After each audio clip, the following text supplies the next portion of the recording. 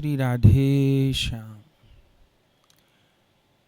18 जून 2024 मंगलवार को श्री निर्जला एकादशी का पावन पर्व है। एक चर्चा भी समाज में है कि 17 जून का एकादशी का व्रत रखें या 18 जून का। तो वैष्णवों का जो व्रत है वह 18 जून 2024 मंगलवार को है। 17 जून को पूरा दिन एकादशी हैं, निर्जला एकादशी हैं, लेकिन द्वादशी प्रधान नहीं है। 17 जून को लगभग सवेरे 4:45 बजे एकादशी तिथि प्रारंभ हो जाएंगी, जो कि 18 जून को दिन में सवेरे लगभग 6:30 बजे तक रहेंगी। तो 17 जून को दिन में एकादशी हैं, लेकिन द्वादशी संयुक्त नहीं है।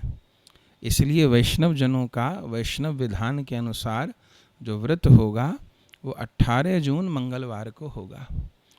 उस दिन चंपक द्वादशी है, व्यंजली महाद्वादशी व्रत है उस दिन।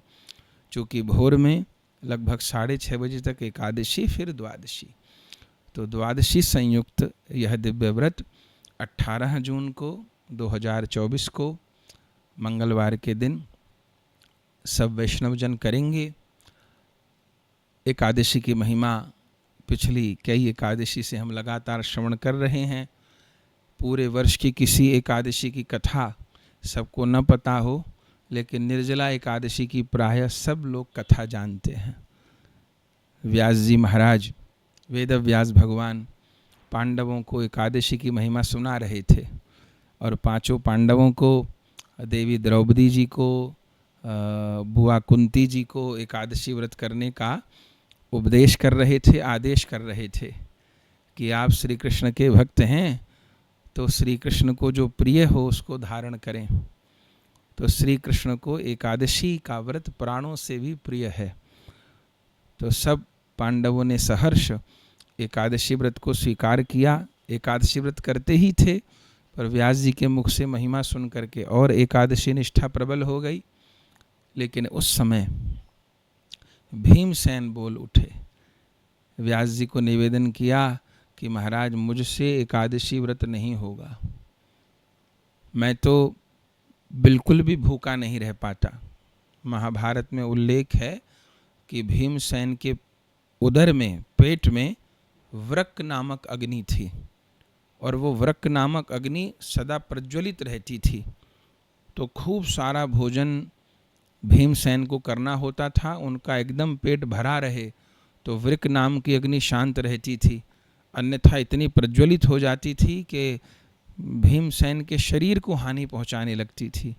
इसलिए दिन में कई बार भोजन करते थे और उसी प्रकार मेहनत भी करते थे।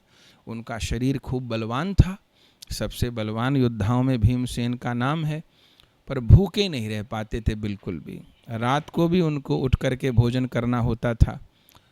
तो भीमसेन ने हाथ जोड़ करके निवेदन किया कि मुझसे एकादशी व्रत नहीं होगा।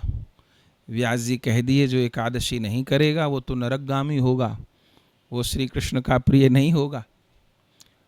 तब भीमसेन ने कहा महाराज कैसे हो, अब भोजन मैं नहीं करूं तो मेरा शरीर ही नहीं रहेगा। तब फिर व्यास जी श्री कृष्ण का स्मरण किए और आज्ञा किए, तो ठीक है, पूरे वर्ष की, हर महीने की दोनों एकादशी, पूरे वर्ष की 24 एकादशी न कर पाओ तो केवल वर्ष में ज्येष्ठ मास के शुक्ल पक्ष की एकादशी तिथि का पालन कर लो, और इस तिथि को निर्जल निराहार 24 घंटे बिता लो।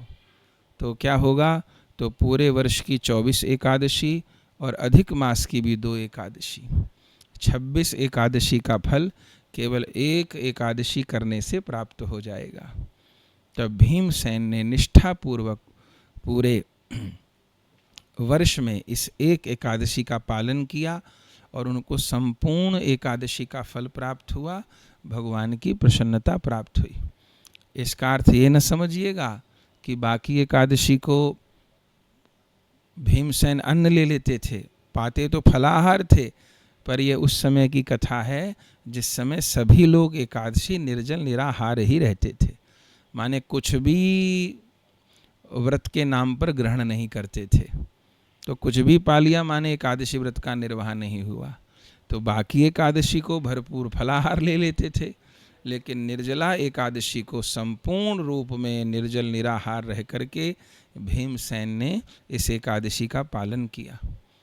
तो हमको तो लगता है कि परम वैष्णव हैं भीमसेन जी, तो वो कलयुगी जीवों के लिए ही ये महात्म प्रकट किए।